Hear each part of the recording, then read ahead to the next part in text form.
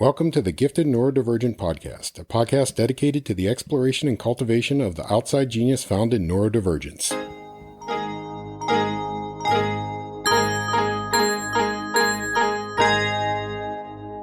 Hey everyone, welcome to the Gifted Neurodivergent podcast.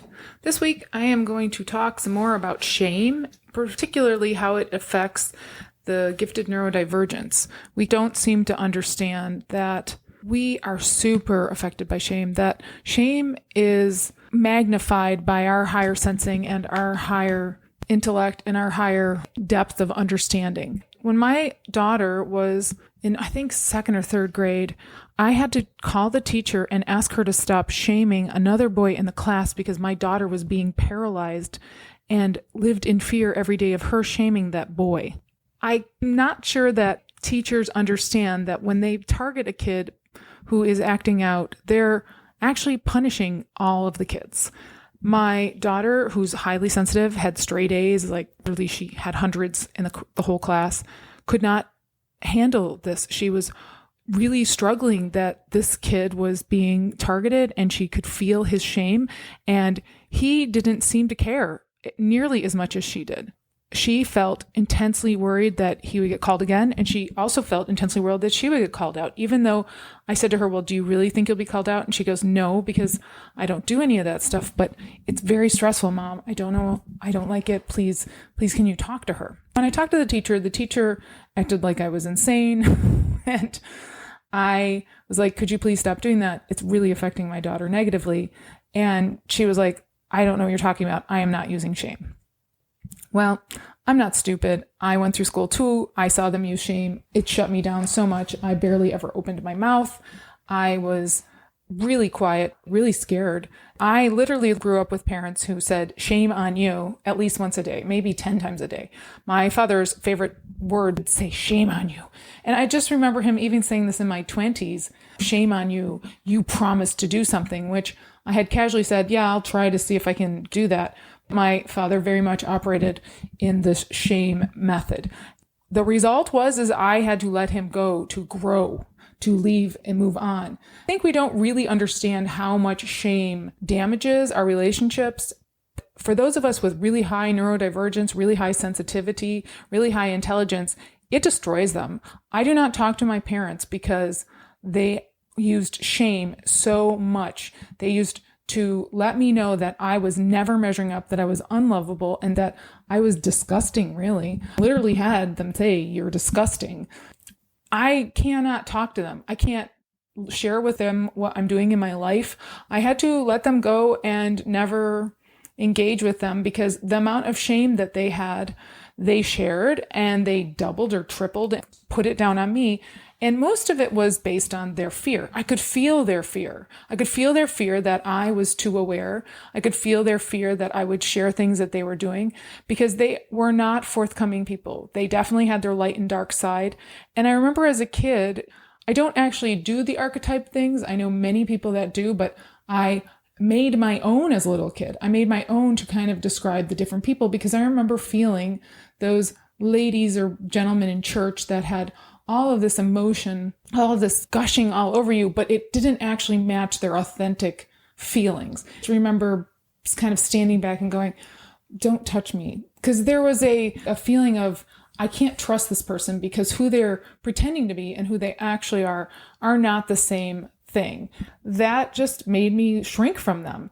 If you were a genuine person, I would move towards you genuinely. But when you were enthusiastic to meet me and we were just meeting and I couldn't feel your emotions that shared that enthusiasm, I felt very uncomfortable. I felt this person is not to be trusted. As a child, I was told you have to hug them. You have to shake their hand. You have to be engaged. What's wrong with you? Why aren't you being the same way back? I would be told that in front of the person. So I was constantly confused because the people that were most fake were getting me in trouble because I could feel their fakeness. But I thought there was something wrong with me. I thought there was something wrong with me that I couldn't be fake, that I moved through the world authentically. And I think that we don't realize how much our education system operates on shame. Even with grades are shameful. They have honor rolls and all these things where they lift these kids up. But if you're a neurodivergent kid and they're not teaching in the way that you learn, or worse, you're actually learned it, but they ask it to be regurgitated in a way that your brain is not sure which way they're talking. I was always struggling if it was a fill in the blank question, or multiple choice wasn't so hard. But even with multiple choice, I had another perspective. I had other ways of seeing it. So when they asked a question, sometimes I answered it in the way that I felt they were asking for it, but they were asking for it in a different way or a simpler way. And I tended to overshoot it all the time. The teacher would be like, why did you make this so complicated? I just wanted you to regurgitate that. Well, I wasn't sure. I thought this was learning. I thought it was supposed to give you the hardest thing. So I tended to do that. And then I got in trouble for it, or I got shamed for it. I got shamed for questions that didn't make sense to them because they were more complex. I got shamed because the teacher felt that I was trying to take over the class, or I was trying to make her look bad when I was just asking a legitimate question. People really do not like smart kids who are pushing them, who need more. They don't like that. They want you to be easy.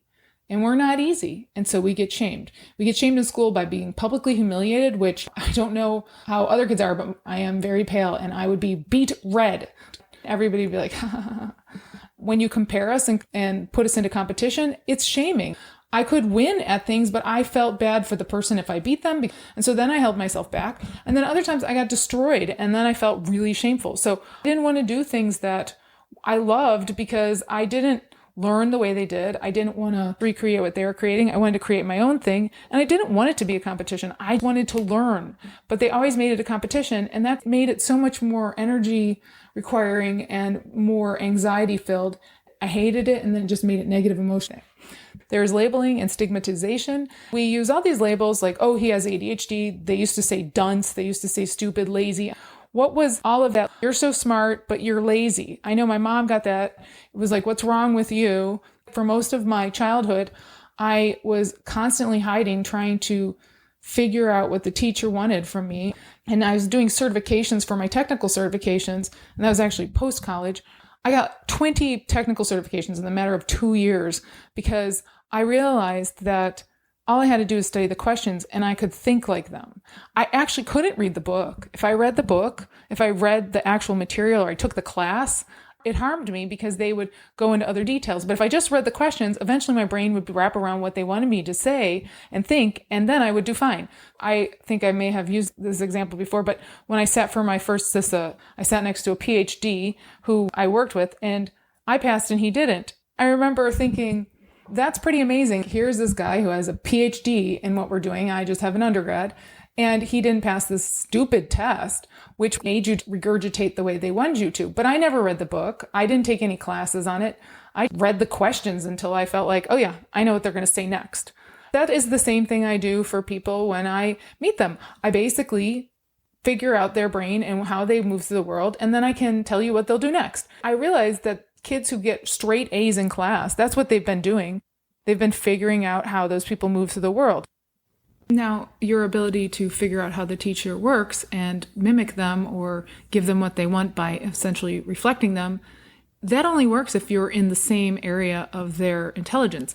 And I hate to break it to you, but most teachers are not brilliant. They're not really even moderately gifted. Most teachers are bright to average. I really did struggle with my teachers. I only met a couple neurodivergent teachers when I was growing up, and they were lifesavers for me because I needed some reflection, but we were not on the same level. But at least they encouraged me. I can say that of the 24 years I was in school, 2 of those years I had teachers that somewhat reflected me. For the vast majority of that, I couldn't actually figure out how the teacher moved through the world because at that point I wasn't fully aware like I am now that was the purpose. It was not to give them your best. It was actually to give them back their best self. Oh my gosh. That's what we're doing to the children. Talk about not letting them fully develop. That would destroy most gifted children or most bright children. And that's exactly what I see happening. You're hiding. You're not being your authentic selves because you're being what they want you to be. So the whole system is literally set up to make you this person who follows you around and figures out your patterns and then delivers for you. So your job is the least amount. That's disgusting. That's not education. That's producing a slave, basically. The only place I can see that being appropriate is in child rearing. That's what mothers do for children. They first make the child in their body. They come out with an understanding of the body, intuition-wise, that we don't recognize in our science, but is most certainly there because it helped me connect with my children, to help me know what they needed when they couldn't yet speak other than to cry. I knew what my children needed in advance of that. And we don't talk about how we can connect in ways that are not. And we shame people for actually understanding their sensing at a higher level. We shame mothers for wanting to stay home with their children because they worry about them. Children are very fragile when they come out. The whole purpose of children is to actually understand them, and in doing so, you understand yourself. And we've now ripped that out as an option. And so even women are getting the chance to figure out who they were and what they were really like and what they missed and what their attachment syndromes are. And we have children coming into this world literally shrouded in shame, almost like the Bible said that children are born into the sins of their parents. This is exactly what is happening. It is a sin in our world to be poor. It is a sin in our world to be without resources or protection. You then come into the world as a baby without both of those if you don't have good parents, and then you take on the sins of your parents. That's what they're speaking to. They're speaking of the shame that you will feel, the vulnerabilities you will have, and the exploitation you will receive. But that isn't your fault. And our society doesn't try to help you. It doesn't try to protect you. It doesn't try to make sure your mother can be there. It actually rips them away and says, come back to work immediately. I was laid off for my second one, so at least I got to stay home with her for a while. But it was only because of being let go and told that I was worthless, and then me being aware enough to protect myself and say, oh, that's not okay, and I was able to get my maternity leave. I was the only one, though. Everyone else just got let go while they were pregnant.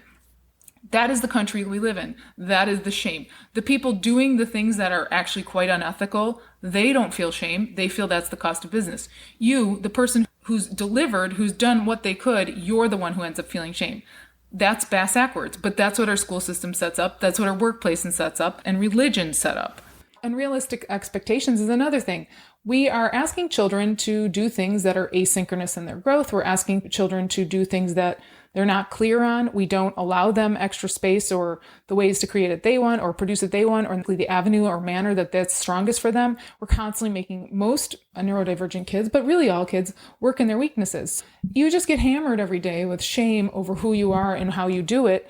You're not going to come out of the school system feeling so great. And that's why I encourage people to put their kids in Montessori, because the shame levels there are so much less. The next thing I think we should talk about is religion. And I know this is a hot topic and people don't want to talk it, but religion actually mirrors school, and it actually mirrors our system or our families and how it uses shame. And I come from a family of Catholic people who are very much into shame. They were not afraid to throw some shame around, especially being me, a girl who operated in a different way. I was not me. When people were talking, I would talk to them like an equal. That was a big no. We weren't even allowed to join the Catholic Church near us because my dad was Protestant and my mom was Catholic, and my mom had gotten a divorce. So we went and sang for the Catholic Church. My stepfather worked at the Catholic Church. My family's not Catholic now, even though I married another Catholic. And I never was accepted by the Catholic Church, and I will never bother trying to get into it because there's a shame foundation there for me. The teaching of sins and guilt, I think, is ridiculous. I think that our psychology also uses it. I think this whole idea of the light and dark side is bullcrap. There is authenticness and there's not. As a kid, I had these archetypes, and people fell into these archetypes, like those who were trying and pretending and those who were authentically there. Those who were outgoing and warm and gracious, there were those that I authentically believed were there, and I just considered them to be warm and gracious and the likables. And then those who were fake that way, the untrustables. I had a bunch of ways of classifying people because I felt I didn't actually move through the world on the rules of others. I felt my way through it.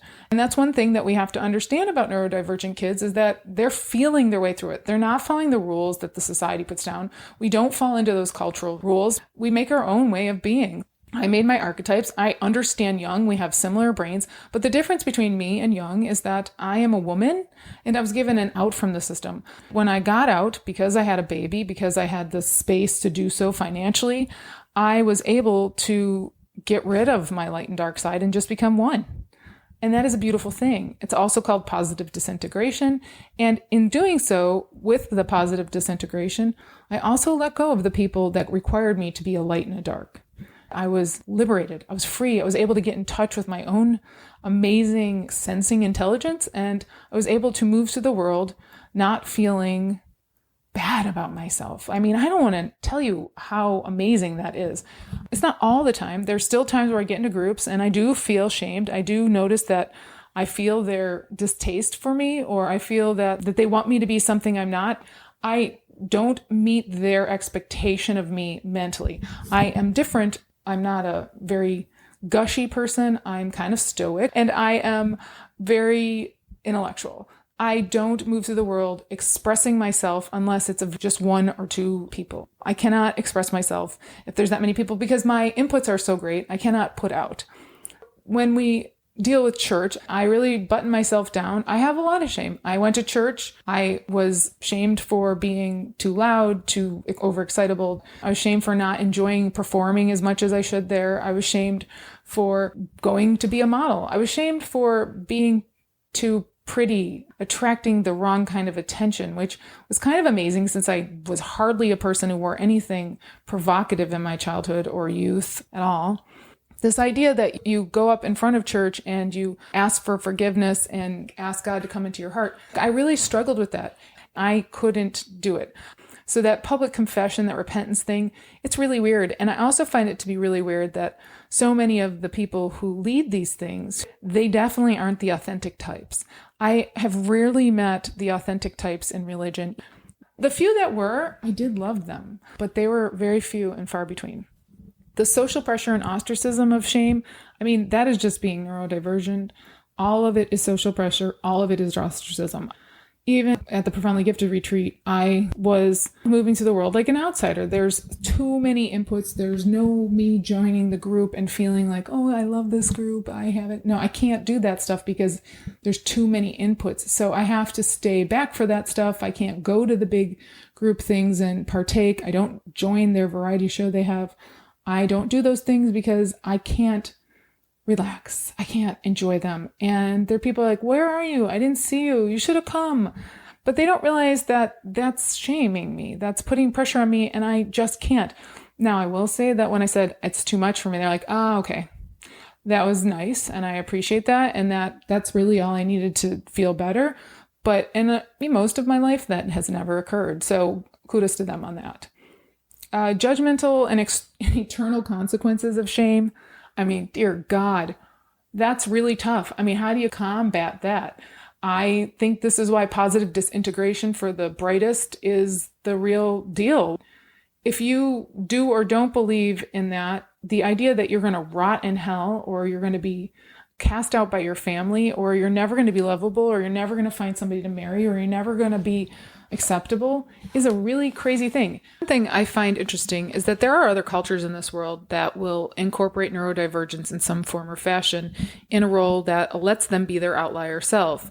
I was watching this show on gypsies, and they had a woman who didn't want to abide by the rules that were typically found for women. She wanted to be a singer, and women in this culture were not allowed to sing in public. She moved the world in higher sensing, and that was also not acceptable. They had very distinct roles for men and women. And she didn't fit into those roles. But instead of just throwing her out, they allowed her to give a divorce, and then she became kind of this outside role for women, still allowed her to live in the community, still allowed to raise her daughters, still allowed her to make a living, but she was not normal, but she wasn't abnormal, she wasn't excluded, whereas our culture says fit in or die, fit in or have no livelihood, fit in or be ostracized as if you were a pariah of the community. And that leaves us with literally no choices. Of course, we feel intense shame. That's an incredibly hard thing to do. What else is there other than be shamed and conform or die? Shame is one of the things I think actually drives higher levels of autism diagnosis, because those of us with gifted neurodivergence, if we have a lot of shame, which we will have at a much greater severity than regular people because our sensitivity is higher. So we're taking in it not just at the brain level, but we're taking it at like body level. We can't look in our own reflection in the mirror, which we struggle with photography. We struggle with staring at other people in the face. My father used to make me stare into his eyes as he berated and screamed me. There was no ability for me to ever break free from them, which is why I have my boundary violation response, which is to leave, because I don't have meltdowns. I just get the heck out, because that was what I was not allowed to do. And I'm going to tell you the freedom that is in your ability to walk away. I used to be rooted with fear and stress and anxiety. Whenever there was a negative thing that came up, I couldn't even move. I would be so frozen. And when I finally moved through that part and got to the part where I could move, I freaking started walking. It's like that runaway bride. Well, I would just be runaway, period. I ran away every time people started pulling that out because the emotions I had were so much that I needed to go away and stop receiving the inputs so I could go process them and figure out what it was I either did wrong or what it was that they were doing wrong. 99% of the time, anybody that was eliciting that, it was them doing something wrong. But there was times where I did something wrong. But as I've gotten healthier, as I've moved through that part, and now my emotions are more free and able to not be associated with shame, not to freeze, not to have all those body responses of trauma, now my emotions are, who the heck does this person think they are that they can talk to me like this? I am not their servant. I am not their child. I am not in some position where I am stuck dealing with this. Someone wrote on LinkedIn that they put in meltdowns into their handbooks and how to handle those with autism and how to handle meltdowns. And I wrote, we don't need to handle meltdowns. What we need to do is allow people to leave, because I'm autistic and I don't melt down. I leave. I identified my boundary violation response because those people who are being overwhelmed, they are not always autistic. They are not always neurodivergent. This is a trauma response. And when we all experience trauma as the world gets more and more tumultuous, as we watch our weather become more and more tumultuous, all of us will have more trauma. And we should all be able to leave when that is triggered. The idea that trauma keeps us from being employable or that neurodivergence keeps us from being employable is ludicrously idiotic. What it really is that there is trauma, it triggers all through our work environment, and that's the toxicity of the work environment. Not that there's a problem with you, but there's a problem with the work environment. And hopefully it will now start actually being sensitive and incorporating people in who have experienced trauma, because there will be no one left unscathed without serious trauma as our weather becomes more and more volatile, as our economics become more and more depressed. This is our future. We have to change at the societal level. What I want to know is what they're doing for children who do have autism, those who are young. When you have a brand new baby and you don't stay home with it, you're setting up a child who's highly sensitive off to a place where they have 5 babies to one person. That is not the best environment for a child that's incredibly sensitive. They are shamed literally out of the gate in our culture today, and we don't have one-on-one interaction with them. We have outlier children who are being forced into group settings from out of the gate. How is that child ever supposed to know themselves? How is that child ever supposed to not have shame because they don't fit in with the group? My first one did decently. He was a charming, happy baby. They held him a lot. But my second one, she would not have done well in an infant daycare. She would have done horribly. She wasn't a smiley, happy baby. She was all big eyes, and she was really needy. She didn't like being inside. She wanted to be outside. She wanted to be looking at the forest and the trees, and she needed stimulation. And this is literally the day we brought her home from the hospital.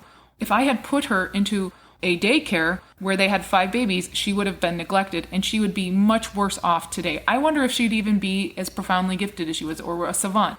She would not be the same child. But instead, I had been laid off, so I was able to spend the time with her. And we sat on the porch, and her emotional regulation is phenomenal. She's able to handle the world. Yes, she has very high sensitivity. It's not great for her being in the school system. She does get stressed out by others. She does feel the feelings of her peers. But when I take her to the doctors are like, this kid's really emotionally healthy. And they're shocked. They're shocked because a kid with autism is not broken. A kid with autism is fine. A kid with autism's like, yeah, I don't feel like doing this stupid stuff. Yeah, she does not adhere to the rules of the game, but she's not hurting because she doesn't adhere. She actually doesn't care. Hello, that's your issue. The issue isn't that she is not fitting in. The issue is that she was forced to, and she didn't. That I didn't force her has allowed her to be whatever the heck she wanted to be. The greatest creators, artists, inventors, they've never been normal people. They've always been exceptional people. We have this whole system that tries to make it seem like average can be genius. I hate to break it to you, that's a lie. Average cannot be genius. Average is an outlier. Average is different. Average will never fit in. We write these books on genius, but if you look at them, those authors should be ashamed because those authors are writing them from the perspective of average. That's not what it's like when you're on the outlying levels. Your brain is not thinking any of those things. Your brain's thinking, I have to do this. I have to move through the world this way. I have no choice. Our sensing drives a different person. And for that, we are told every day of every minute of every second, there's something wrong with us. Of course, we have massive shame. Let's go to our families. Our families induce so much shame in us because from the very beginning, if you are not average, you are not normal, and you're not fitting into those brackets, your parents are freaking out. They think there's something wrong with you. But we don't develop the same way. We are developing sense-driven. Our development is sensing-driven. So we have intense shame because we don't develop the normal way. But that is not a bad thing. The potential for genius is in that. Because I did not force my children to develop a certain way, because I did not care when they did not meet their milestones as they were quietly defined, because I, honest to God, read them and was like, I'm not even sure what this is asking for. They all sort of hit them, but I wasn't really exactly sure what they were even saying, so who the heck knew? And I just kind of didn't care because to me, they were healthy and I loved them and I just wanted them to be happy. That feeling alone of just wanting your child to be content and not worrying about what the standards are from the outside is what saved my children, because I didn't get that. I was let know every single moment of every single worry, of every single little thing that my parents had, that they felt that I wasn't being average. I'm not average. There's nothing average about me. I was 6 foot tall before I hit freaking 14 years old. There's nothing average about me. My parents resented every moment that I was there because I made them seem like they were not normal. They were not great average parents. Actually, they were good average parents, but they were horrible parents for an outlier. What we struggle with is we have a system that is trying to make us all less sensitive. Those of us who are wired for sensing, those of us who are wired for higher sensing will have higher sensitivity, have higher potential. And then our society comes along and tries to strip it because they have set up an entire system that makes money off of having hierarchy, off of creating a space where they get to determine what is knowledge and what isn't, what is spook and what is not. They get to determine who and what is deemed intelligent and who and what isn't. And guess who's been left out? The gifted neurodivergents. We are the ones who think for ourselves. We cannot be made. I never wanted to be a philosopher. It is freaking my nature. I have no joy. I never went to school for it. I thought those people in those classes were weird. I've taken a couple philosophy classes online and been like, this is stupid. I don't need to do this process to think like that. My brain's already wired like that. This is for people who want to be that way. I am that way. We are the way we are. We are what everybody's trying to be. That's the irony. I was talking to someone today. Wonderful multi-potentialite genius who was saying that she makes all these things without ever looking at the rules and somehow she figures it out anyways. That's correct, because guess what? You are what they're trying to figure out. Everything you make out there, they then break down and tell other people how to make it like you. But they're not going to make it exactly like you because you set the standard, because you were just wired that way. You have the natural aesthetic. You are the artist. The only way you're going to find your success is if you go on your own path because it's innate in you. You have this awesome gift. You don't fit in. You're not going to make a crap ton of people for average. You're going to make your own way. I hate to break it to the people out there, we're not going to be bazillionaires, because the truth is bazillionaires exploit people and our hearts are too big. Billionaires produce things for average and we're never going to do that. We are going to produce things for other bright people, for other intelligent people, because we're their leaders. We're the ones they look up to. We're the ones who see the world from the top down. We're not broken. We're extraordinary. If we could just get somebody to see us for what we are, we would be fine. We don't actually need the system. We should have our own little group, our own collective, where we can heal, we can positively disintegrate, we can come into the system as it needs us. Our bodies are wired for something different. This has always been known, and it has always been oppressed in large groups. If you look at the Native Americans, they have two types of groups. They had a hierarchy when they had huge groups, and they had a small tribe, they had an egalitarian, it was more of a matriarchy. We are meant for matriarchy. We are meant for egalitarianism. We are meant for that small group because there's only a small group of us. We need to stay in that small group and cultivate our children and meet each other's needs and be our best selves, because we're never going to find anything but shame out in the rest of the world. The world is conditioned to not see giftedness. They're conditioned to see oddness. They're conditioned to see wrongness. They're conditioned to see this. We don't need to change. The world has to change. But right now, we're going into a period of more and more turmoil. And what's going to happen is they're going to blame us, because as every single culture falls, every single civilization falls, The people who they bring up are the neurodivergents, and then the average people blame us. Every religious book is filled with this. It's filled with all the people who are different, the creatives, those who have different sexual preferences, those who have different ways of moving through the world. They're the reason that the whole thing demise. No, they're the ones who set it up, then they were sidelined, and then they're brought back because we're the creatives and we can fill it in. Nobody's allowed to say this. We've been silent because we're such a minority. But we don't need to really say it to the whole group. We just need to say it to each other so that we can be validated, so we can feel good about ourselves, so we can find people who let us move through the world feeling. Because we don't learn by being told things, we learn by feeling them. We find our way. We were talking today, this woman was saying, oh, I love music. I don't do it, but I don't bother to read the music. I'm like, exactly. I don't need to read the music. With AI, I won't have to even bother learning to read the music. I do know how to read music, but it is lengthy time process. I can create it with AI. I can create it with instruments. I can create it so that it's beautiful because I feel what is beautiful. I feel it and then I make it. And that's why I didn't do great in school, because I didn't like the way that they were making me create it. It wasn't the way that I wanted to create it. It wasn't the aesthetic I liked. Mine is unique. I like a certain way. My teachers in art would be like, okay, well, this is what we're going to do. And I'd be like, I'm going to do something different. And they would stare at me for a little bit and they'd be like, okay, let's see what you could do. And every time they're like, wow, it's how it works. We do it our own way. We're trying to figure out how to get the maximum out of the least amount of resources. We're really fantastic at making things more efficient, more beautiful, more everything. Why are we not allowed to do that? Because then we can't be controlled. We need to break away. We need to let go of the shame that we've been told, and we need to heal each other because that's the only place you're going to find it. I have been to all the gifted therapists. I have been to all the gifted places, and every time I've been disappointed because what they do there is just try to treat me slightly more than average. I'm not slightly more than average. I'm a massive 2E outlier who will never understand what the heck everyone else is doing because I don't need that. What I need is me to be able to move through the world as I'm intended to move through the world. That's what I gave my children, and that's what's making them thrive. I have not forced them into fitting in. I have allowed them to be who they are. I've said, you can figure it out. I have total faith in you to figure it out. What do you love? And that's what we focus on. What do you hate? Okay, well, let's figure out a way to make it as painless as possible because we hate deeply and we love deeply, and we need to make sure that we are allowed to go into the things that energize us and not the things that deplete us, because we literally will end up in the hospital when we're forced into the depletion side. The potential for us is unlimited, but also the risks for us are so much greater.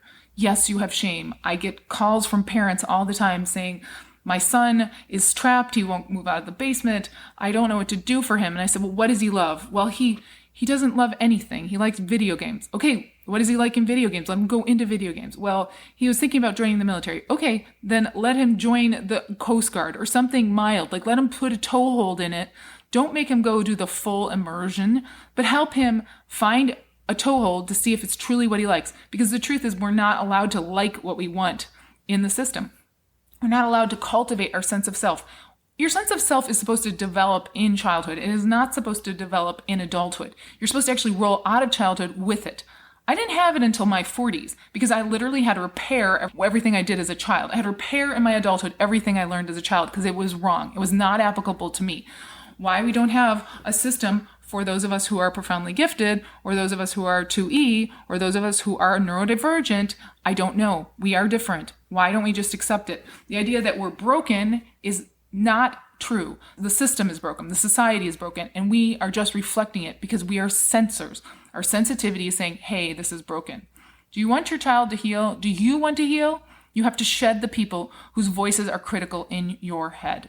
We have so many critical voices. You can look up online all of these things that will tell you, oh, we have all of these signs, which are basically the signs of autism, but they're also the signs of trauma. You are not autistic. You are traumatized. You are a traumatized individual who happens to be highly sensitive. And so you get the autistic label. I got it. I got it in spades. Everybody's like, oh, you have autism. Yep, I do. I do have autism. But guess what?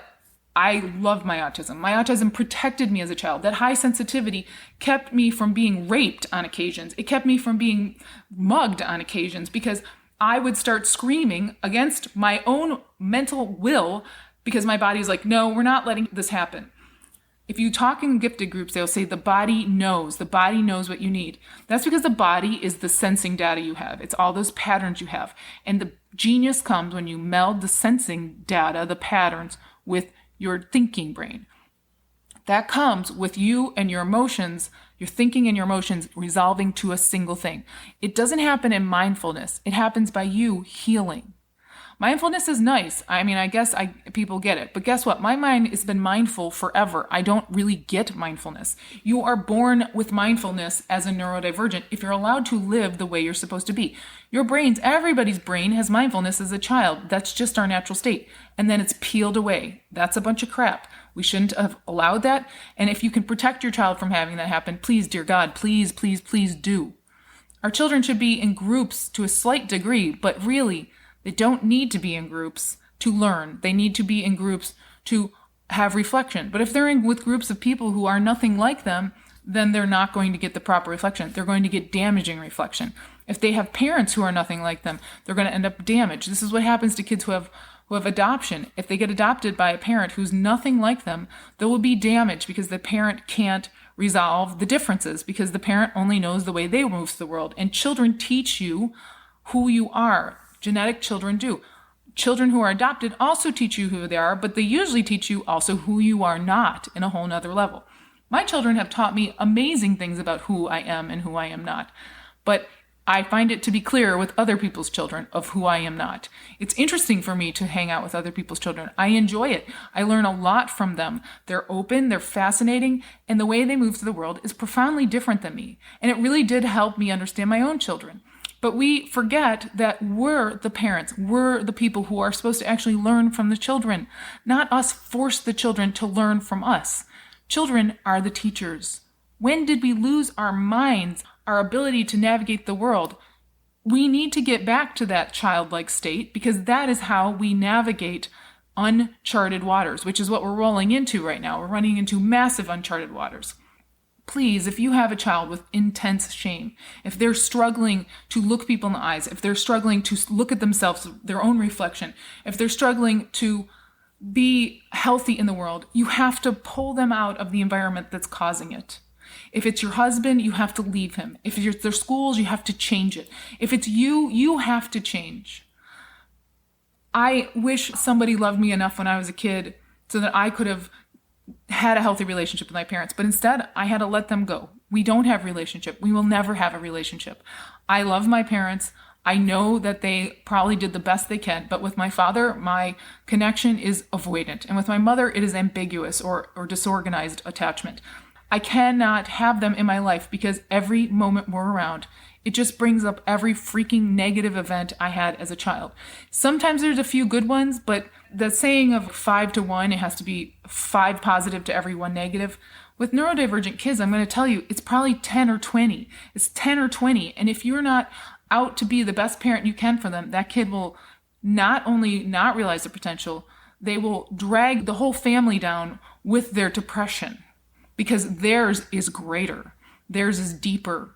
It's more intense. And we have highs and lows all over the place. And that is how we find our way. Those highs and lows are part of our learning. It's a part of our guiding system. We are supposed to create our own path. And the only way we can do that is if we have people who love us unconditionally and feed us what we need to be our best. You don't have to be rich. You just have to be available. You'll just have to be trying to figure out a way that you can attend to your child and they can be a part of your life in full acceptance. The idea that you have to mold a child is this disgusting idea of a philosopher named Locke, and it's not his alone, but it was really what did come out of the Prussian education system was the idea that we molded children. No child is to be molded. Every child comes inborn with certain gifts, and if you go into that, you produce the best child. But if you try to force them to be something they're not, you break a child. Some children will be hardy. It's like the dandelion and orchids. Some of those kids will turn out okay, but they're not going to still be their best. They're going to be just okay. If your child comes out sensitive, you have no choice. It's best or broken. For best, you have to go into them and you have to support them and you have to just be there, loving them, helping them find their way because their way is the future. We have 15 years potentially before literally system just breaks in half and possibly chaos ensues. Don't believe me? Check out the MIT study. I'll put a link. We are literally looking at 2040 as the day that they expect societies to collapse, because that's when we'll run out of resources. That's when the environment will be so destroyed. That's when we'll be at 3 degrees difference in change. That's it, guys. That's all the years we have left. Do not worry about their amazing future, because in 15 years, we're done. I don't know that my children are going to go to school. I'm not going to worry about making them try to fit into a society, because shame is a worthless feeling.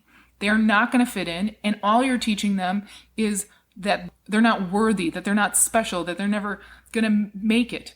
There's nothing to make. Our system is broken, our future is unknown, and we have to figure out a new way of being and navigating in order for us to survive.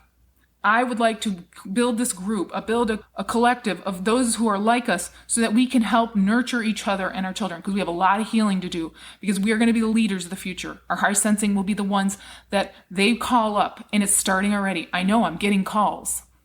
Please, shame is really dangerous. It destroys your child's giftedness. It destroys your child's relationship. It destroys your child. If you love your child, please trust your child. Trust that their gifts will deliver for everyone, not just you, not just them, but for the whole of society, because that's where we're at now. Our kids are the future. All right, that's all I have for this podcast. I hope this wasn't too much, and I wish you all a good week, and I'll be back next. The views, information, and opinions expressed on this podcast are solely those of the individuals involved and do not necessarily represent Gifted NT Incorporated, Lillian Skinner, or the Gifted Neurodivergent podcast. This podcast, Lillian Skinner, and Gifted ND Incorporated are not responsible and do not verify the accuracy of the information contained in this podcast series. The primary purpose of this podcast is to inform and educate. The Gifted Neurodivergent podcast is only available for private, non-commercial use. Any other use of the information contained within this podcast must be done with express written approval and knowledge of Lillian Skinner. You may not edit, modify, or redistribute any part of this podcast. The developer assumes no liability for this podcast or its use on any other podcast or other media.